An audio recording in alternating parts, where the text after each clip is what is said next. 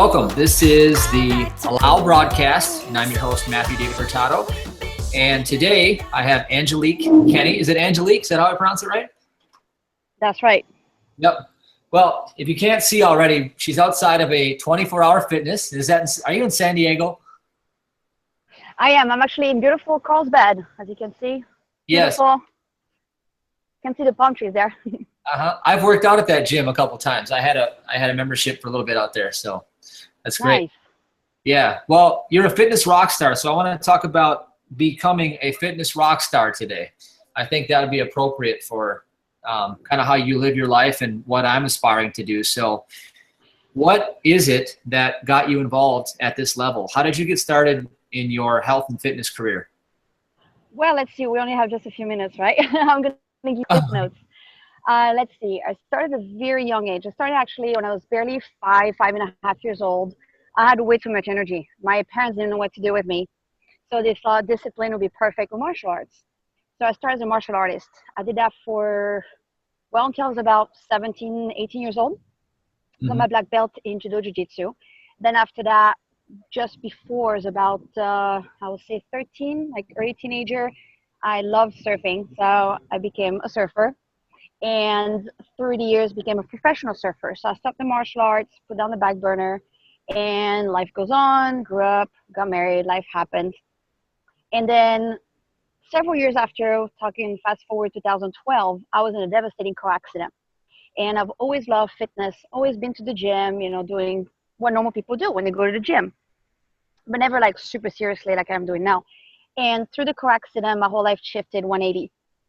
And I had to decide between popping pills, several pills, and going to the doctor several times a day I was at the doctor 5 days a week, if it wasn't 6. Several practitioners I had to see, acupuncture, therapy, neurologists, you name it. I've seen them all.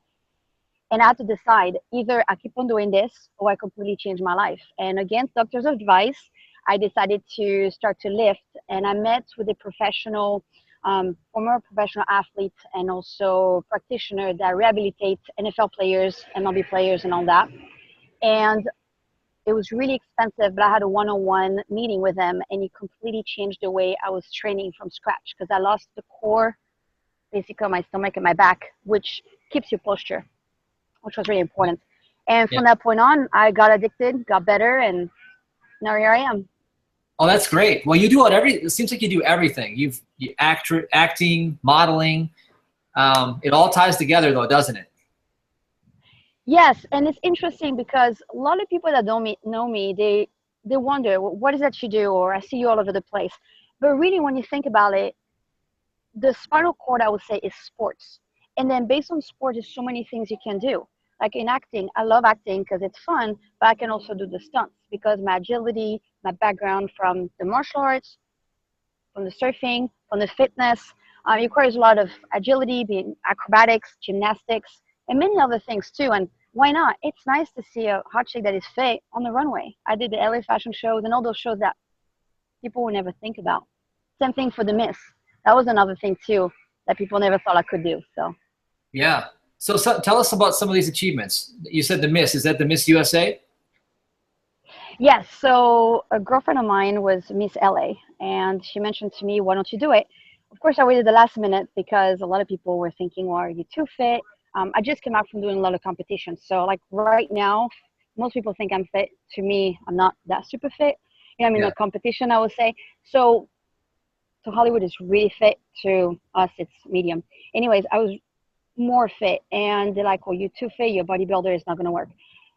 So I was like, you know what, the more people were negative about it, I'm going to do it. And it was really expensive, got the funds to do it, and walked on a runway like he was actually doing a fitness show.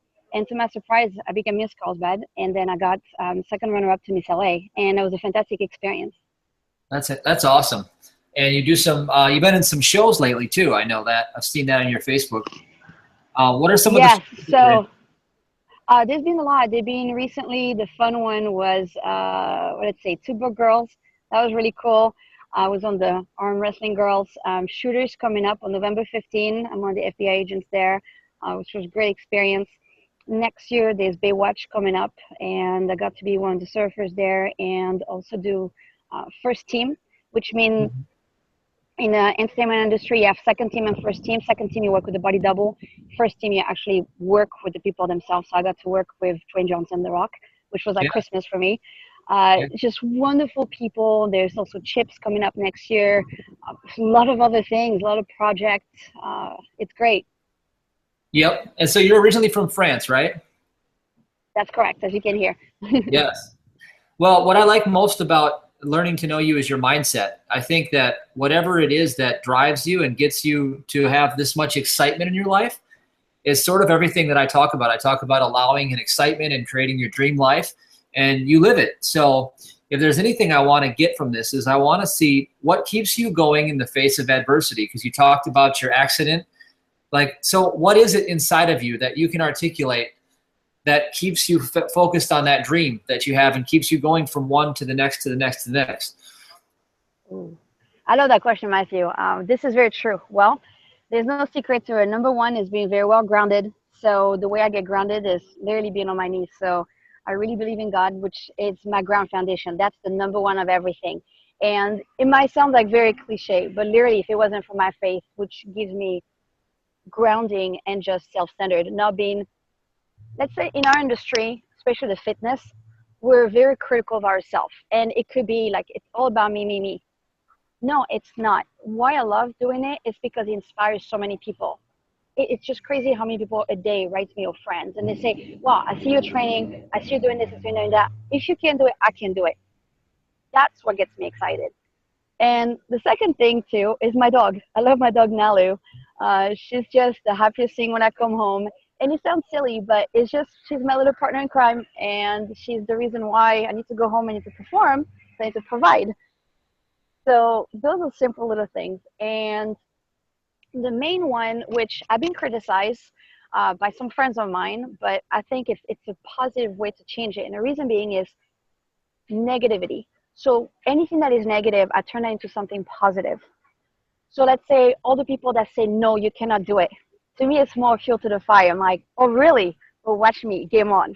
And I get excited about that. And it's just, there's nothing I can explain. It's just being an athlete. Okay, I cannot do it. Well, now I'm going to train harder. And of course, set personal goals. The thing that is really important being a business person, I've been in real estate for 12 years now and licensed in 3 states. We learn about making a business plan, making a dream board. So all the things that people say you cannot have, says who? Who are they to say that? Do it. Dream it. You know how you eat an elephant, right? Yeah, one bite at a time. Exactly. If you break it down, any goal sounds impossible. I mean, look at me. I'm a foreigner. I'm from France. I was nobody. And I came to the US and I do all those crazy things. Even my friends, they're like, well, how'd you do this? Well, one bite at a time. It's not tomorrow that anything big's going to happen, but it's just one thing after another, one connection after another. It's the same thing as you go work out, you eat clean. It's garbage in, garbage out. If you're going to eat pizza every day, what do you expect? You're going to gain weight. If you pay attention to what you eat, you're going to lose weight. It's like a bank account. It's everything. If you can quantify in small little increments, then you can reach your goal. Rome wasn't built in a day. Yeah. Yeah, they say the secret to your success is built into your daily habits. So let's talk about some of your daily habits so we can model your success. Let's look at your day. What do you do first thing in the morning, and then kind of take me through a typical day for you? Wow. Well, interestingly enough, there's no one there like. So let's say when I was doing the real estate 100%, I was like a robot. I had everything by the minute, everything on a schedule. Now I had to be very flexible. For instance, today I know we had our meeting today, our interview at 4, but last night, late, my agent called me and they say, hey, you might need to be in LA at 7. I'm not going to say no to that. When my agent calls, like, yeah, I'm going to be there, regardless of where I am, what I do. And I change appointments. I had an appointment at noon. That was at the last minute. So there's not really one there like. One thing, though, every single morning is never forget to eat your breakfast. It's extremely important. I see too many people dashing out the door forgetting to eat breakfast. It takes 5 minutes to make some eggs or make a shake or something. There's no excuse, which is really important, too, is to eat several meals a day. So I always go around with like a little cooler, and I always have my meals ready. So it doesn't have to be complicated. Just make some chicken, some broccoli, have some greens, have some protein, and then a protein shake. If you don't have time, if I were to take protein, I have the tub, literally the whole tub in my trunk, have some water and a shaker. You clean up when you go to the gym. It just make everything easier. Have it with you so you don't forget. Or really, if you forget, go to a nutrition store, like I'm with Nutrition Zone, or go to 24-Hour Fitness or ULA Fitness, wherever you go to the gym or your goals gym, and then grab a shake. Don't get a high calorie bar, but get something that you know is going to be nutritional. Or grab a fruit. I like that. So that's a success tip right there, is you actually do what they call like freezing and tucking. You plan for your success. You've already made your meal and you've planned for it. So you don't leave it up to chance. You don't stop at the fast food place and allow your focus to be diverted. This is poison to me too. You have to remember I have food allergies, so I can't even prep. I can't even eat like normal people, which is even harder. Oh, that's good. It's your curse and your blessing at the same time. That's right. Yeah. Okay. So we got that as your daily tip. You got to eat right. What about training? What do you do for training? How many times a week do you train? What does your training schedule look like? So it depends. Like the last few months, I've been really, really focusing on growing my business. So my training kind of lacked, which was hard. But in a way, I needed to be a little softer for the roles I was doing because I was getting too ripped. But normally when I compete, I train 5 to 6 times a week. Now there's a new season of another TV show called Kingdom coming up, and I was discussing which is going to be my position in there too. So I'm trying to be really ripped. So we're going to start shooting in about a couple weeks. And it's being an MMA fighter, so you have to be like, think about Ronda Rousey. She's really strong, but also really ripped. And I want to be basically in a better shape than just the average, MMA fighter too. Yeah. It's an opportunity to show off too. That's important and be discovered in some other way for some other realm. So right now I'm increasing. Like right now I didn't have a huge amount of time, so I did a HIIT session, which is a high interval training. So then you burn calories, you put your heart rate faster. So in 10-15 minutes you can blast as much, if it's no more calories, than in a full hour of training. Mm-hmm.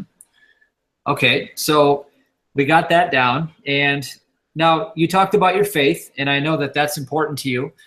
So Absolutely. What do you do on a daily basis to feed your faith and your spiritual growth? Great question there too. Well, every day I'm very grateful about everything because nothing is a coincidence. Nothing just happened to be, from the simplest fact of meeting random people, have appointments, get that one phone call you've been waiting for, or just out of the blue. I mean, sometimes I just get opportunities that just fall in my lap, and I'm just so grateful. So I know, again, it sounds a little cheesy, but I'm always like grateful when I make a prayer, even out loud. I mean, even when I drive. I mean, some days I'm just like, oh my gosh, I just hung out with so-and-so. I just had an opportunity. I just did this. And, like one for an instance, I got to be a UFC fighter on a TV show called It's Always Sunny in Philadelphia. I love that show. And I got to hang out with, what's his name? Charlie Day. And he's an awesome person. And I used to binge watch those on Netflix years ago.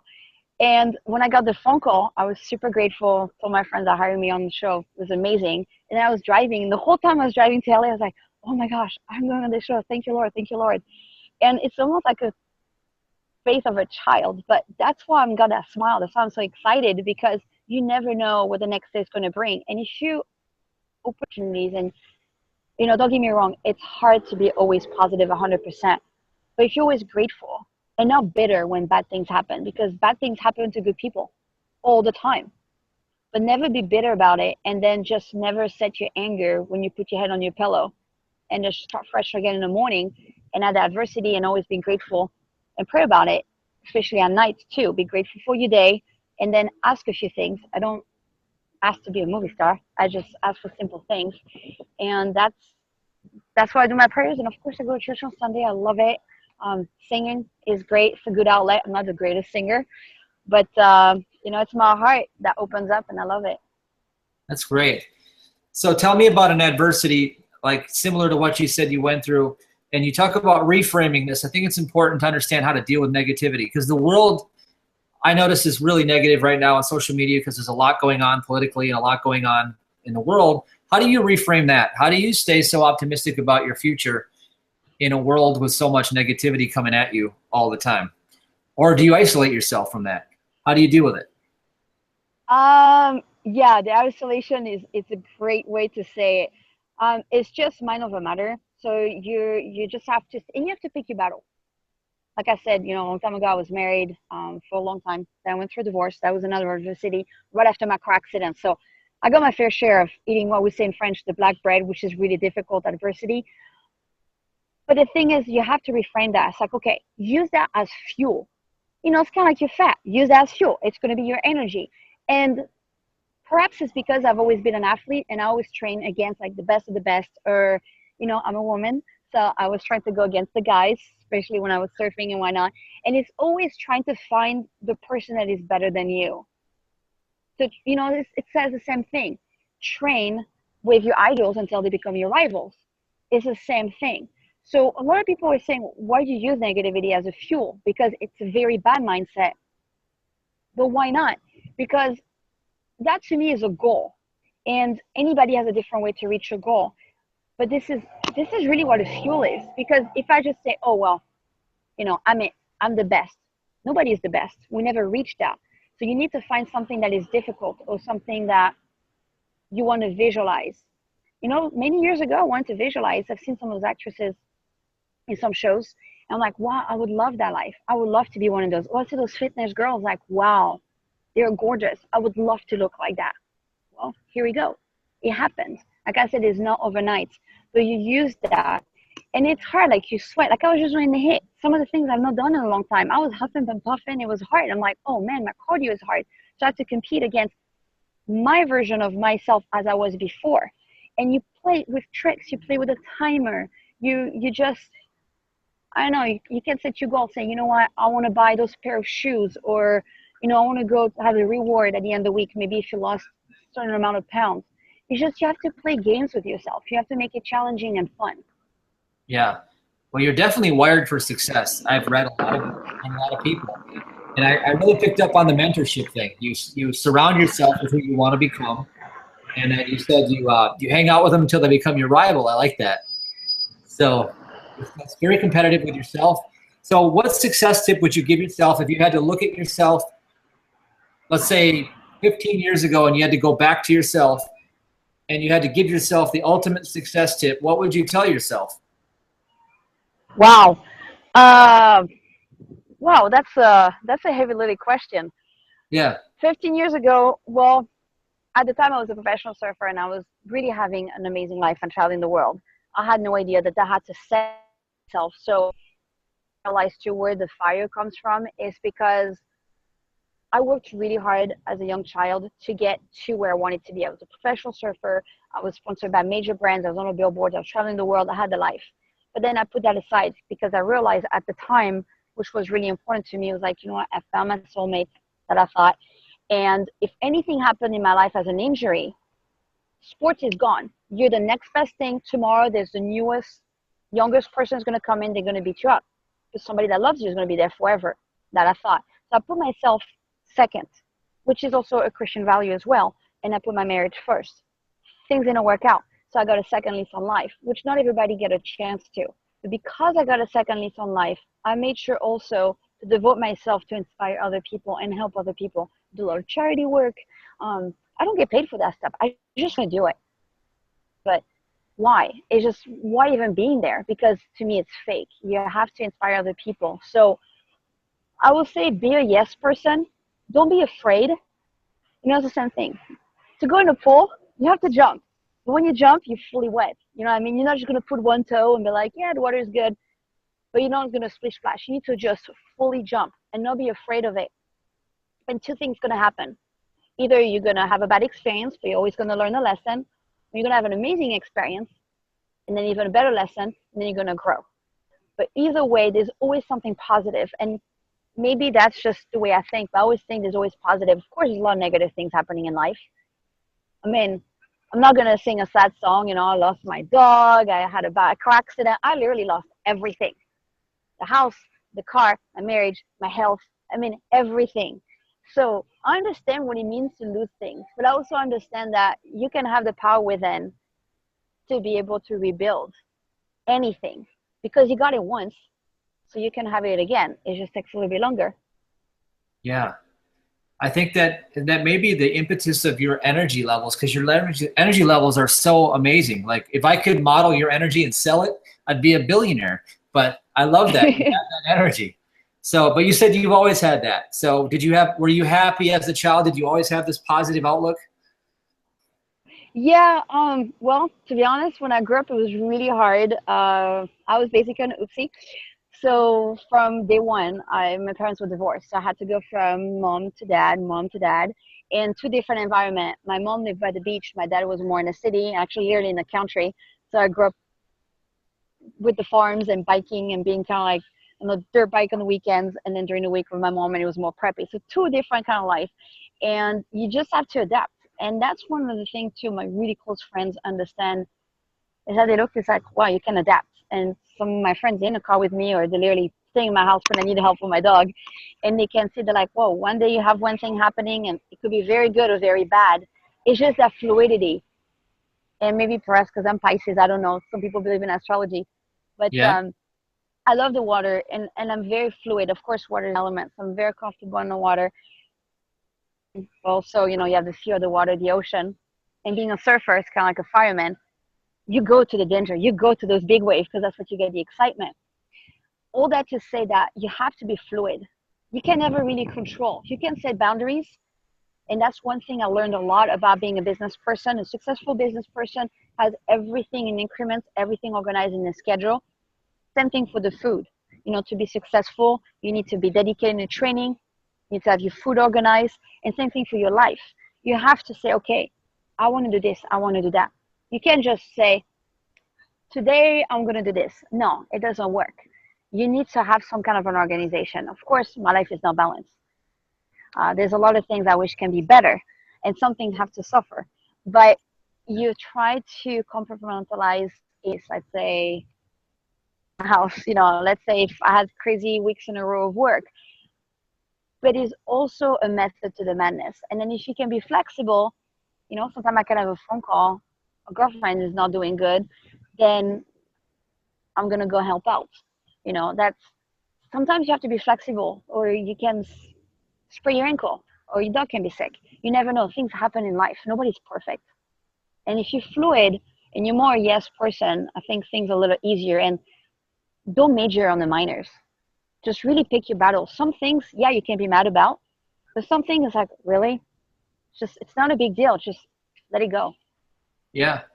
So in closing here, I don't want to keep you too long because we have a half an hour, but I want to ask you, what are the top 5 things in your life that you think have been the most beneficial in your development and becoming who you are?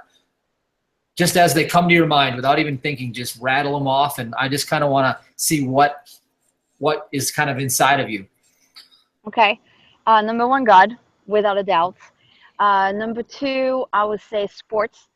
That really saved me in my life and everything, just to control my life and to have sanity. My dogs, because there's the unconditional love, and they're very simple creatures, and they teach you so much about yourself, and they teach you about patience, and they teach you so much about life in general. And I would say my family is far. As much as I love my family, I'm not as connected. I've been in the US for 14 years now, so it's a long relationship, I would say. I would say being creative. I like to do artistic things to kind of just chill and let my mind go. So that could be in music, or that could be doing crafts. That really helps. Yeah, well, that's amazing. Well, I got out a lot out of that, and I'll give you what I got out of that, because I had a mentor who mentored me for a while, and she said, when you ask somebody the top 5 things, what you get from the mind is the first one is the obsession. That's what they are usually focused on. The second one is filler, and the third one is the heart of the matter, and that is the one that is the most profound. So when you said your dogs, you brought it into unconditional love. So to me, that's what really jumped out on the table, because I wanted to discover why you're so flexible and you can bend through all these storms and still stay strong and still stay, you know, your integrity of your character is still there. And so that's what I got the most out of this. And I'm sure everybody's getting something different, but I think it was incredible to be able to ascertain these things from you in such a short time. Thank you. Yeah, it was hard because I remember after my car accident, I had my divorce, everything was, it was a black year. Everything bad happens. And at one point, the place I was leasing, because I was in California, and the independent contractor, it's harder to just buy a house like that. Long story short, people would tell me, you need to get rid of your dogs.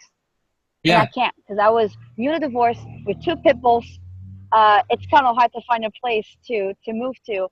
But you know what? I had to dig deep and I had to be creative. I found creative financing and I was able to get my place. And now I've been there for 3 years. And Tyson passed away in January. Now I'm just with Miss Nalu. She's 13 years old, but she's thriving. Yeah. And she's not a grumpy old dog. She's just a happy dog, and she's still kicking. I'm grateful. And how are your dogs? Are they healthy? Everybody good? Yes. Good. Yes, absolutely. And she's actually a 4-time cancer survivor. That's what I know. I remember that. So I wanted to ask you how she's doing. So she's doing okay. She's due for another surgery, but she's a trooper. Even the vets is surprised. She found a murmur in her heart, so she's going down in health, but she's still happy. I mean, I guess she's like a mom. there you go. Well, that's awesome. Well, I'm like my dog, I guess. I love it. Well, thank you so much. And I'm glad you took the time, and I look forward to connecting with you soon. Absolutely. And then on the website too, I love to share with everybody some of the, tips people can write. If you have any question, love to help out and encourage people. But, keep on doing small things. Yeah. And then they get to be a big thing. And where should people come to connect with you? Where's a good place to connect with you? So simple, my website, angeliquekenney.com. And I'm going to post also some discount for people on affiliates too, because I want to share the love a little bit. And on Snapchat and Instagram, it's SoCal, C Angels. There are 2 A's. And I love to hear from you. It's fun to hear from people. All right. Well, have a good rest of your workout. Thank you very much, Matthew. And I'm back at my hit right now. All right. Take care. Take care. Bye-bye. Bye.